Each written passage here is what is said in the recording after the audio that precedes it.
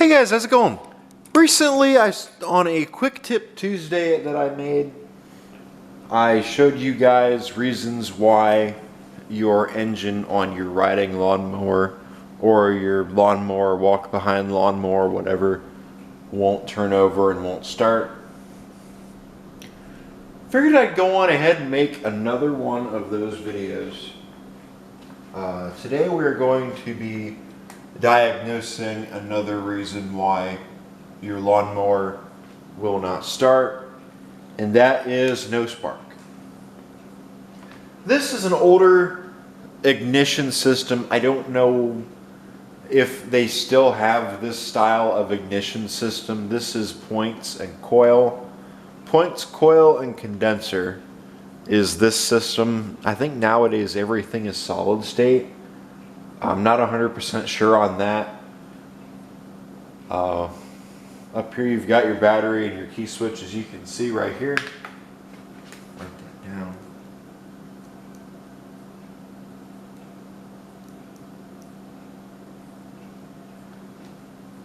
There we go.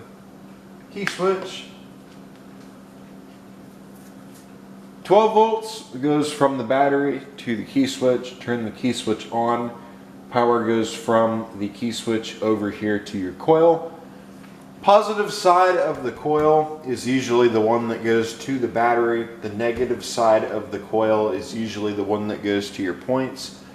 I have actually wired it up backwards. I have wired it up before. The negative one went to the battery, the positive one went to the points. It really doesn't matter which way you wire it up. At least I don't think it does. I have done it backwards before, like I said, and I never had a problem with it. So just putting that out there. If you want to test it, you go right ahead. Personally, I wouldn't. I would just do positive goes to the battery, negative goes to the points and condenser. With a point system, right here's your points. Actually, I have a set of points. Let me grab it. I know I have a set of points. Where did I put that?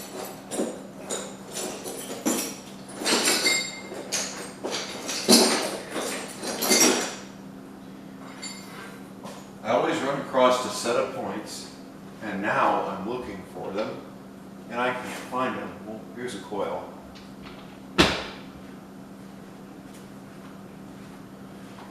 And I find a set of points. Damn, what a coincidence. I mean, ooh, a regulator. Here's a set of points. These actually don't look too bad. Here is a set of points, as you can see. Right here is where it makes connection. The way the points work is right here is where power comes in. Power goes in. This right here is energized. This right here is grounded. When these touch, it causes it to ground out to the block. When the points ground out, it makes a spark. That spark from the points goes to the condenser, to the coil, goes out through your spark plug wire to your spark plug, and it causes it to spark. That is what ignites the fuel inside your cylinder, makes your piston go up and down when the engine's running. Condenser, you know what? I should have found a condenser when I was standing over there. Whatever. Right here is a coil. This one's missing the terminal that goes right here, so just pretend there's a terminal right there. Negative, positive, as you guys can see, and then right here is where your spark plug wire goes in. Everybody should know what a spark plug looks like, so I don't think I have to show one of them off. I would assume everybody knows what a condenser looks like too, but I might be wrong on that theory.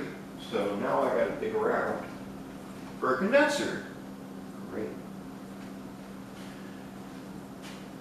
I have actually had condensers go bad on me.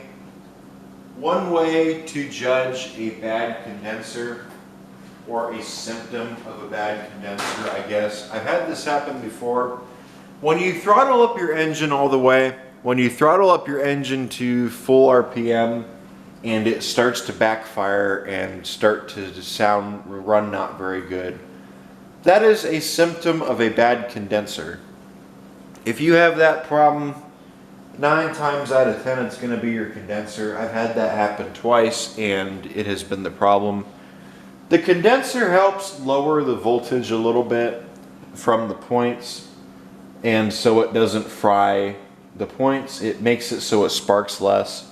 When the points open and close, it sparks less, helping it not to burn up the points so fast. It makes them last a little bit longer.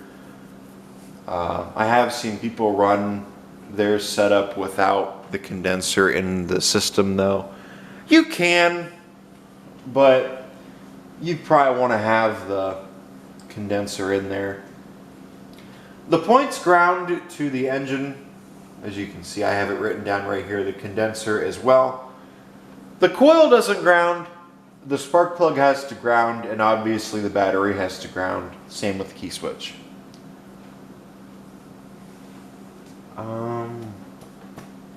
I think that is it. How much time are we? Oh, 6 minutes. That's better than last time.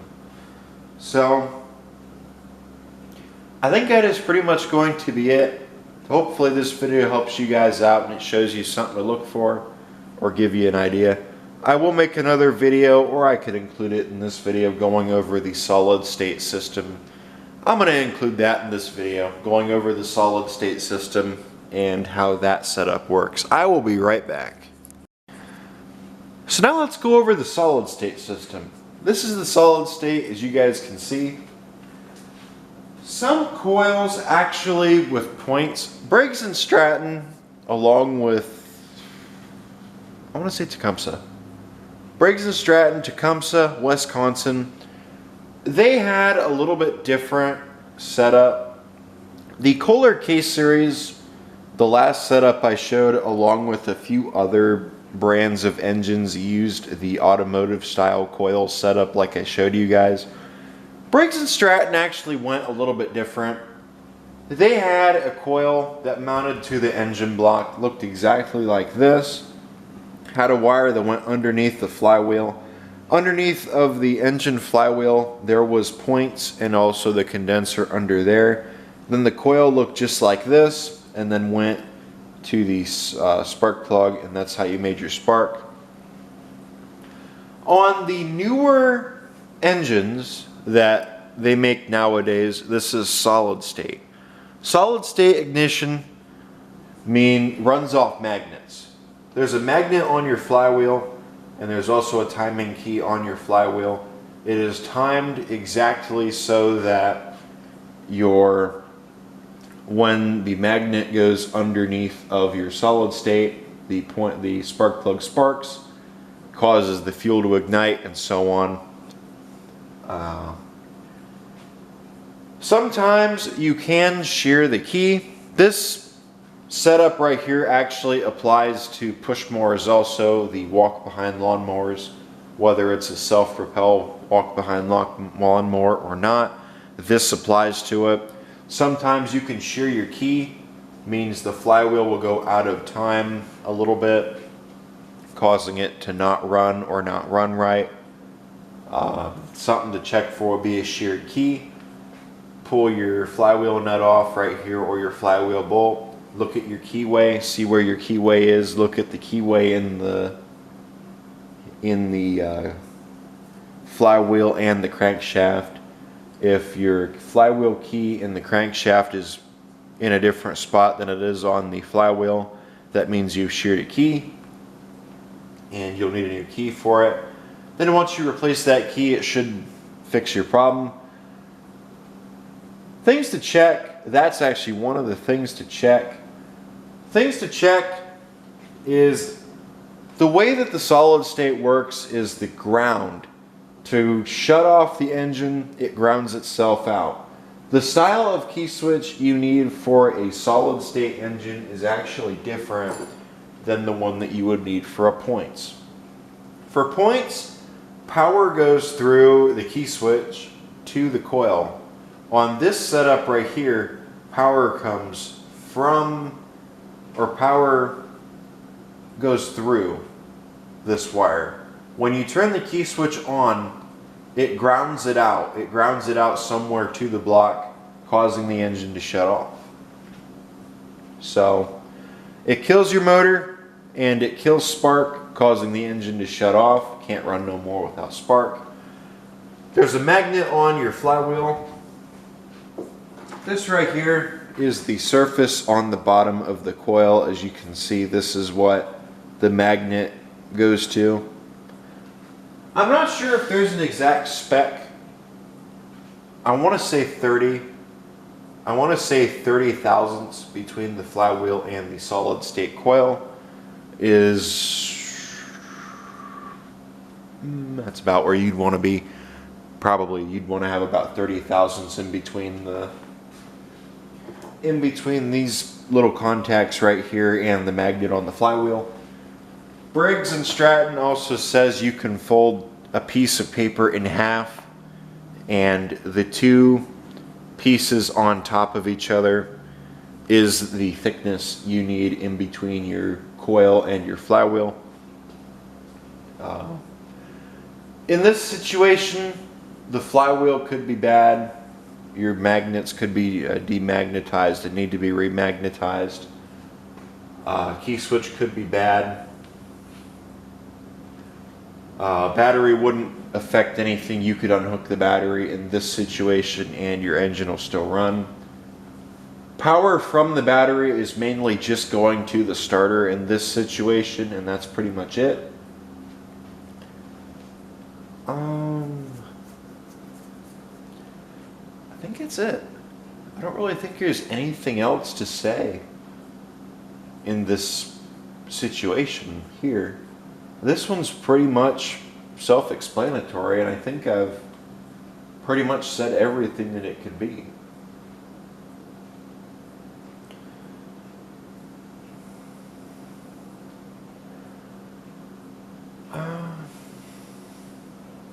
Yeah, I think I've pretty much gone over it.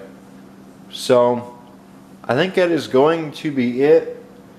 Thank you guys for watching. Like, comment, subscribe. If you're new to the channel, please consider hitting that subscribe button if this video helped you out at all and you like what you see on the channel. I think that is going to be it. So yeah, I feel like I'm missing something, but I don't think I am. So I think it's going to be it. Like, comment, subscribe, and that will be it. Take care.